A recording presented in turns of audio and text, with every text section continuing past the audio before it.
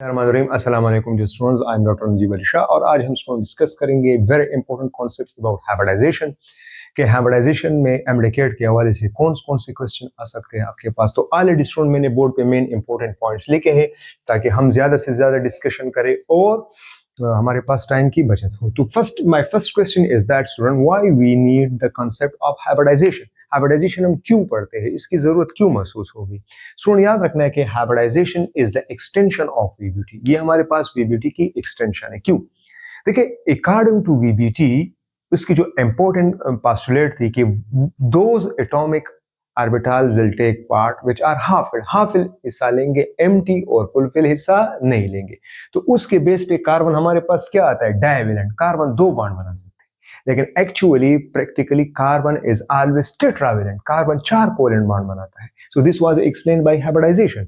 ठीक है, देखिए मिसाल के तौर पे अब देखिए कार्बन का एटॉमिक नंबर 6 है, तो 1:2 2:2 2 2 4 5 6, तो ये भी हिस्सा नहीं लेगा, ये भी हिस्सा नहीं लेगा और ये भी हिस्सा नहीं लेगा, तो दो हाफ फिल है, तो कार्बन इज डाइवेलेंट। लेकिन हम कहते हैं कि इस टू से हम एक इलेक्ट्रॉन यहाँ पे जब प्रमोट करेंगे तो यहाँ पे 1 और यहाँ पे 1, तो 1 2 3 4।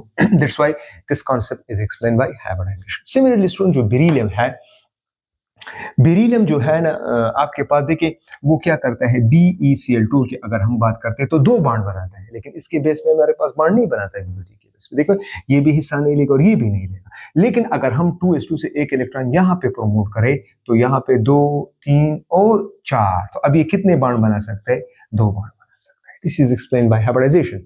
सिमिलरली अगर बोरान की हम बात करें स्टूडेंट, तो 2 और 2 4 5, तो ये एक बॉन्ड बनाता है। लेकिन बोरान की अगर हम बात करें स्टूडेंट, BF3 की हम बात करें तो ये कितने बॉन्ड बनाता है, तीन बॉन्ड बनाता है। ठीक है, तो हम क्या करते हैं, इससे एक 2s2 से एक इलेक्ट्रॉन यहां पे प्रमोट करेंगे तो अब कितने हो गए, तीन हो गए। So all this was explained by hybridisation.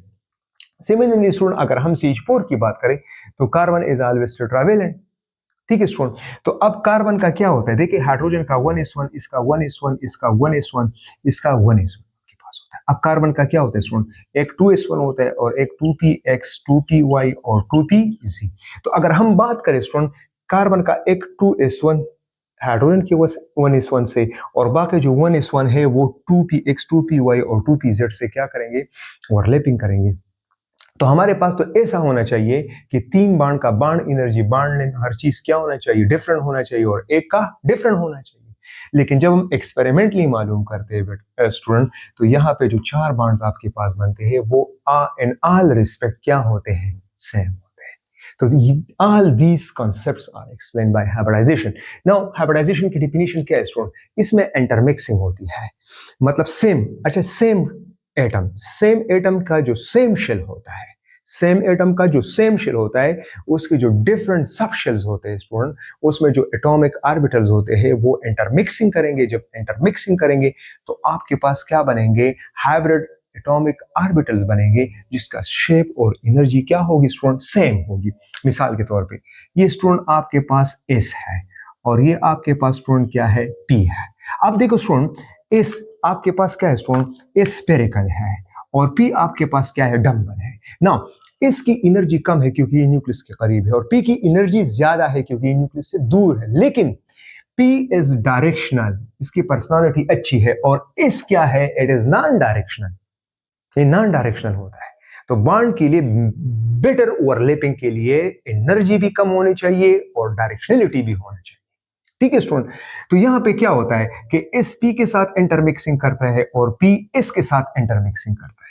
और स्टूडेंट यहां पे जो आपके पास जो हाइब्रिड एटॉमिक ऑर्बिटल बनेंगे स्टूडेंट, इसकी शेप और एनर्जी क्या होगी, सेम, क्योंकि अब इस हाइब्रिड एटॉमिक ऑर्बिटल में S के कैरेक्टर भी होंगे और P के कैरेक्टर भी होंगे, इसकी एनर्जी भी कम होगी और डायरेक्शनलिटी भी। That's why we study hybridization. तो इंटरमिक्सिंग आप देखिए ना, आपके पास कार्बन है स्टूडेंट, आपके पास कार्बन है तो आपके पास 1s2 2s1 में डायरेक्ट लिखता हूं, 2px1 2py1 2pz1। अब यहाँ पे स्टूडेंट कंफ्यूज भी होते हैं कि सर चलो ये तो हाफ फिल 1 2 3 4 चार हाफ फिल हो गए, तो फिर हाइब्रिडाइजेशन की क्या जरूरत होगी, ये तो ऑलरेडी चार बाण बना सकते हैं, हाइड्रोजन का 1s1 हाइड्रोजन का 1s1 हाइड्रोजन का 1s1 हाइड्रोजन का 1 उसके साथ ओवरलैप कर सकता है, फिर हाइब्रिडाइजेशन की जरूरत क्यों है। इसलिए स्टूडेंट कि इस और पी जब इंटरमिक्स करते हैं तो इसमें पी के कैरेक्टर आते हैं और पी में एस के कैरेक्टर आते हैं। पी में क्या कैरेक्टर होता है, इसकी एनर्जी कम होती है, इसमें क्या होता है, इसमें डायरेक्शनलिटी आ जाती है। That's why we study hybridization. और ये सेम एटम का होगा और सेम एटम का सेम शेल होगा, डिफरेंट शेल का नहीं होगा। देखो ना, अब यहाँ पे हाइब्रिडाइजेशन किसका है, 2s और 2p, तो 2s 2p belong to same shell, same atom भी है, कार्बन है और सेम शेल है। अब देखिए क्वेश्चन ये भी कर सकते हैं कि सर 1:2 से हम एनर्जी क्यों प्रमोट नहीं कर सकते, क्योंकि 1s न्यूक्लियस के बहुत करीब है, वहां पे अट्रैक्शन ज्यादा होता है।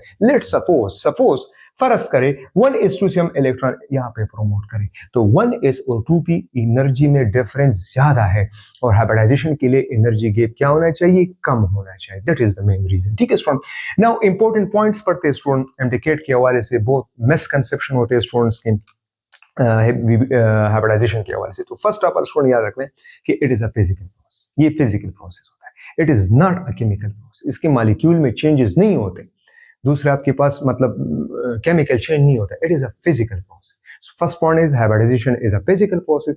Second one is student it is in exothermic process. यहाँ पे स्टूडेंट कंफ्यूज होते हैं कि सर हमारे पास जो यहाँ पे चलो कार्बन है, यहाँ पे स्टूडेंट कंफ्यूज होते हैं कि सर चलो हम 2:2 से जब एक इलेक्ट्रॉन यहाँ पे प्रमोट करते हैं, सो वी नीड एनर्जी, तो ये तो एंडोथर्मिक होना चाहिए। तो कोई भी रिएक्शन स्टूडेंट ना प्योरली एक्सो होता है ना एंडो होता है, वो हमने नेट एनर्जी को देखना है।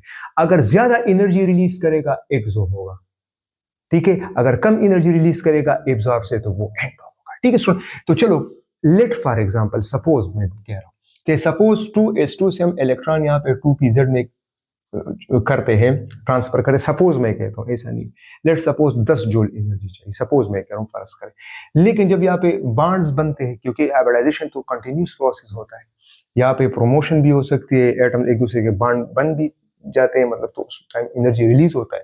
तो यहाँ पे अगर 10 जूल चाहिए तो वो 40 joule energy let suppose release करता है, ट्राइस एनर्जी रिलीज करता है, तो 30 जूल ज्यादा रिलीज करता है। That's why it is exothermic, endo नहीं है स्टूडेंट, ये कांसेप्ट आप लोगों ने याद गलत नहीं करे, एक्सोथर्मिक प्रोसेस।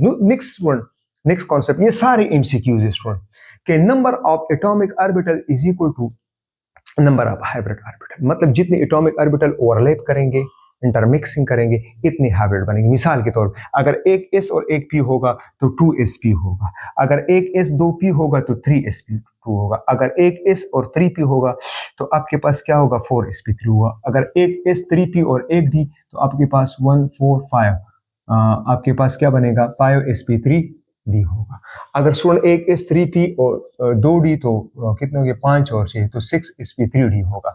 अगर एक s 3p और 3d होगा तो 7sp3d3 आपके पास होगा। मतलब है कि जितने हाइब्रिड एटॉमिक ऑर्बिटल इंटरमिक्स करेंगे उतनी हाइब्रिड बनेगा। और याद रखना जो हाइब्रिड एटॉमिक ऑर्बिटल होता है, हाइब्रिड ऑर्बिटल जो होता है उसकी एनर्जी कम भी होगी और आपके पास क्या होगी, सेम शेप भी होगी और सेम एनर्जी भी होगी, हर चीज क्या होगी, सेम होगी। नेक्स्ट स्टूडेंट, एक बात जहन में याद रखना, एमसीक्यूज में भी आ सकता है कि which one of the following atomic orbital will take part in hybridization. एक आपके पास हाफ फिल एटॉमिक ऑर्बिटल, एक आपके पास दे सकता है फुल फिल एटॉमिक ऑर्बिटल और एक देता है एम्प्टी, फुल फिल और हाफ, तीनों लेते हैं स्टूडेंट, ये आपका एमसीक्यूज भी होगा।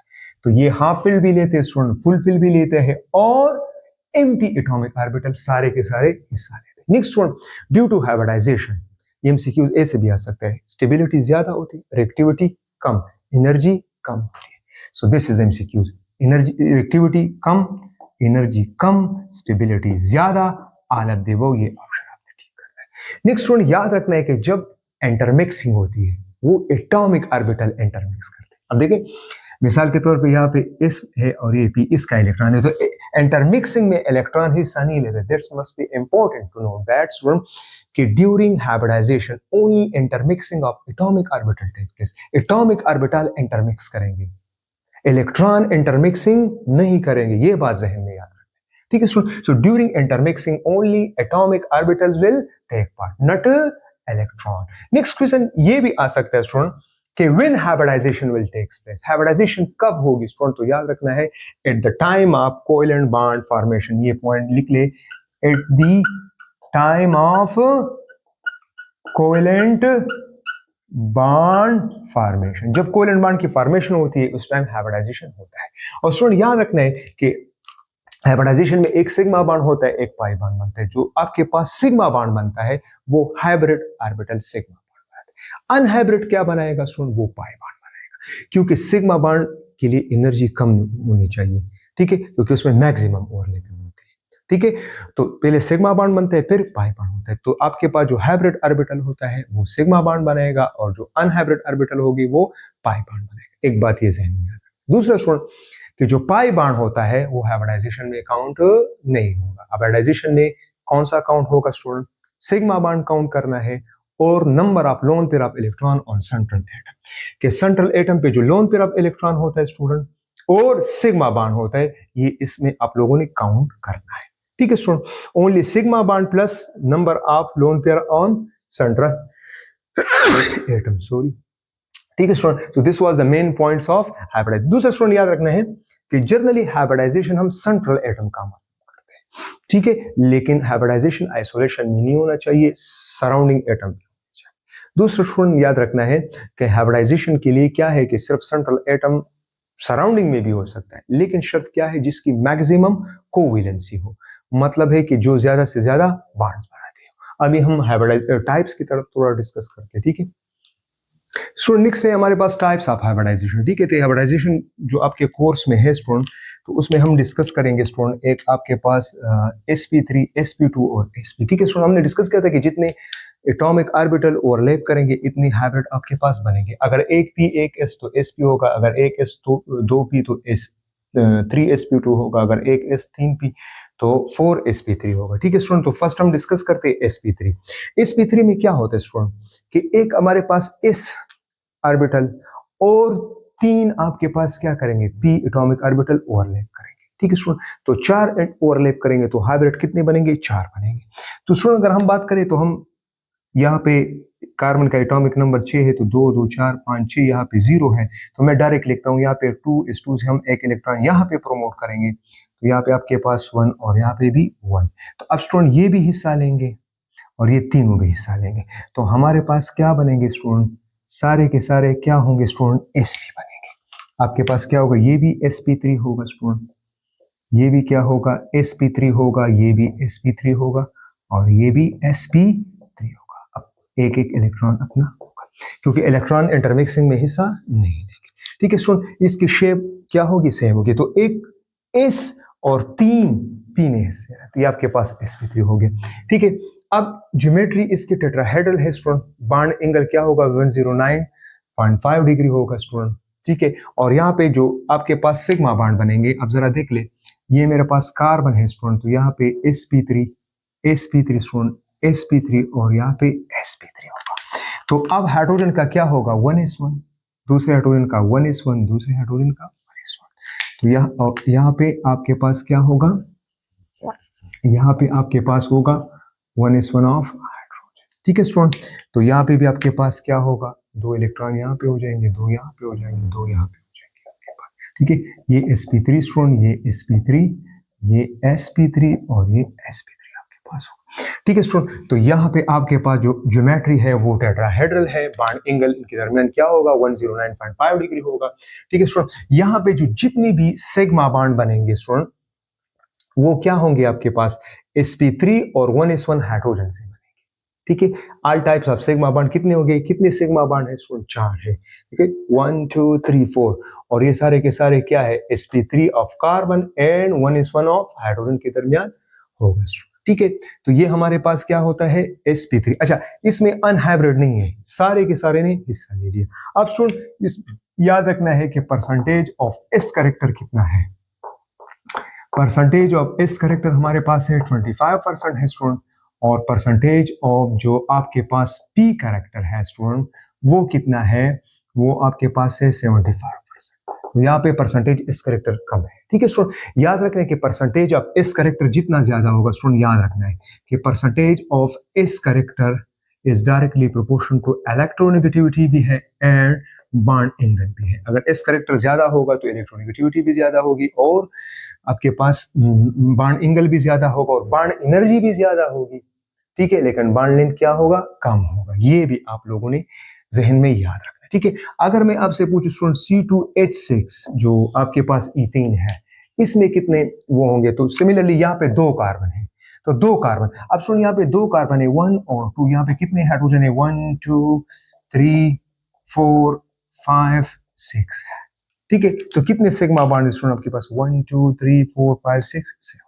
तो यहाँ पे भी देखो, अब आप लोगों ने सिग्मा बॉन्ड काउंट करना है। इस कार्बन के सिग्मा बॉन्ड कितने 1 2 3 4, लोन पेयर कितना है 0, तो 4 हो गया, तो ये sp3 होगा।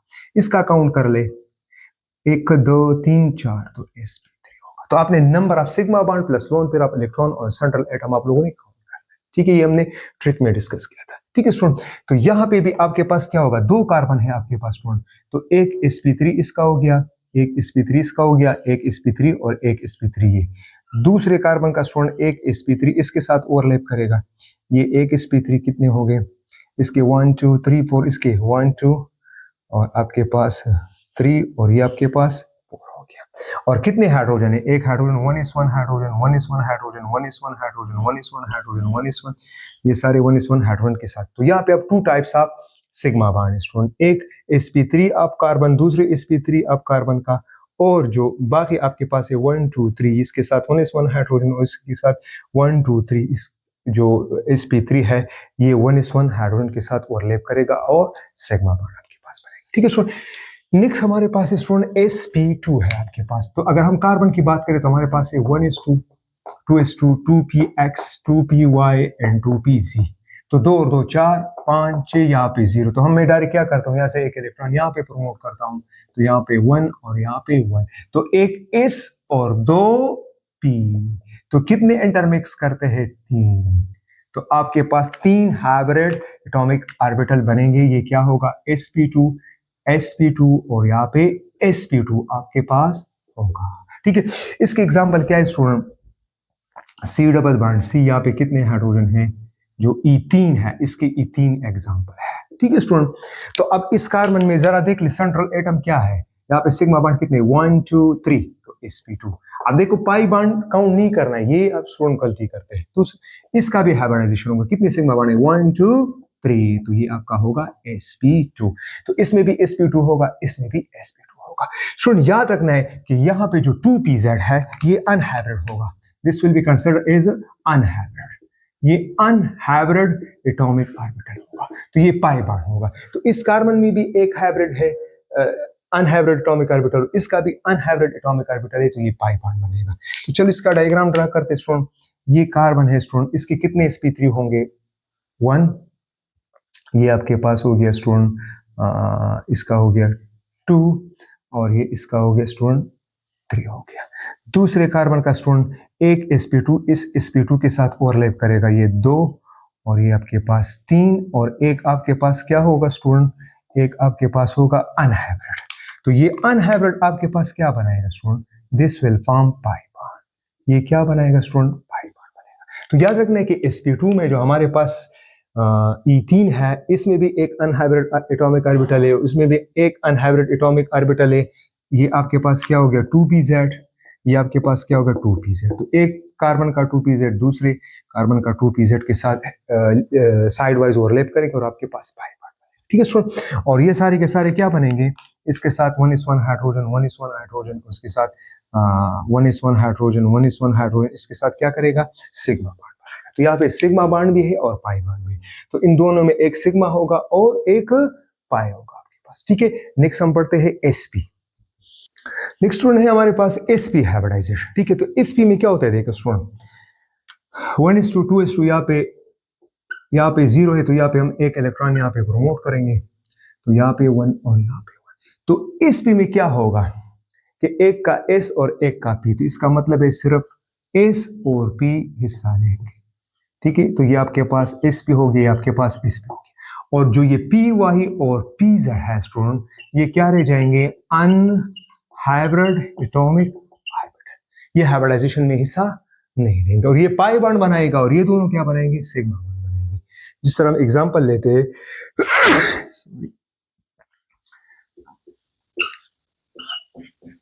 इसका एग्जांपल ये है स्टूडेंट, ठीक है, अल्काइन एग्जांपल है, ठीक है, एसिटाइलिन। अब सुन यहाँ पे 2 कार्बन है, इसमें भी हाइब्रिडाइजेशन होगा और इसमें भी होगा। इसमें कितने सिग्मा बॉन्ड है? 1 और यहाँ पे 1, तो sp है इसका काउंट कर ले 1 और 1, तो sp।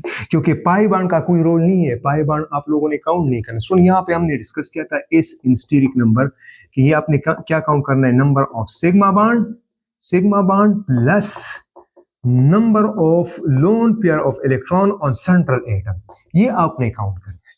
पाई बॉन्ड का कोई रोल नहीं होगा, ठीक है स्टूडेंट। तो अब क्या होगा इस कार्बन में? देखें हमारे पास क्या होता है, एक कार्बन ये है स्टूडेंट, तो इसका एक sp और एक इसका sp। दूसरे कार्बन का इसका एक sp इसके sp के साथ क्या करेगा? ओवरलैप करेगा, एक इसका sp ही हो गया। अब इस कार्बन के कितने अनहाइब्रिड हो गए स्टूडेंट? 2।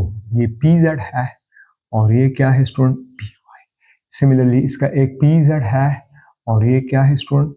py है, ठीक है स्टूडेंट। तो इसका 1s1 के साथ ओवरलैप करेगा हाइड्रोजन के साथ, ये sp है और ये भी क्या है? sp है। 1s1 आप हाइड्रोजन के साथ ओवरलैप करेगा, ठीक है स्टूडेंट। और यहाँ पे ये sp है एक कार्बन का और ये दूसरे कार्बन का sp, ये हेड ऑन ओवरलैप। देखो पहले सिग्मा बॉन्ड बनेगा, सिग्मा बॉन्ड के बाद फिर क्या बनेगा? पाई बॉन्ड बनेगा, ठीक है। तो यहाँ पे 2 टाइप्स ऑफ सिग्मा बॉन्ड है, एक कार्बन के sp के साथ sp के साथ ओवरलैप करते हैं, दूसरा एक sp होता है और एक 1s1 ऑफ हाइड्रोजन। तो यहाँ पे 2 टाइप्स ऑफ सिग्मा बॉन्ड हम ऑब्जर्व करते हैं, ठीक है स्टूडेंट। अब स्टूडेंट यहाँ पे जो हमारे पास ये pz है और यहाँ पे pz है, ठीक है। तो ये क्या करेगा? ये भी अनहाइब्रिड है, ये भी अनहाइब्रिड है, तो ये क्या बनाएगा स्टूडेंट? ये पाई बॉन्ड बनाएगा। सो एक कार्बन का जो py है और इस कार्बन का जो py है स्टूडेंट, इसके दरमियान भी कौन सा बॉन्ड बनेगा स्टूडेंट? ये बनेगा आपके पास पाई बॉन्ड। सो हियर अब आपके पास क्या होता है स्टूडेंट? अगर हम देखते हैं तो एक सिग्मा बॉन्ड बनेगा, क्योंकि सबसे पहले एक सिग्मा बॉन्ड बनता है स्टूडेंट और 2 आपके पास क्या होंगे? पाई बॉन्ड्स बनेंगे आपके पास। तो ये आपने काउंट करना है। तो आपके पास क्या होगा student? Number of sigma bond plus number of lone pair of electron. आपने स्टूडेंट याद रखना है लोन पेयर ऑफ इलेक्ट्रॉन। मिसाल के तौर पे अगर मैं आपसे पूछूं कि NH3 का बता रहे तो इसमें सिग्मा बॉन्ड कितने? 3। नाइट्रोजन का लोन पेयर कितना है? 1, तो 4 होगा, तो इसका sp3 होगा, ठीक है। लेकिन पाई बॉन्ड आप लोगों ने काउंट नहीं करना है, ठीक है। तो ये आपके पास डिफरेंट क्वेश्चन आ सकते हैं। Thank you.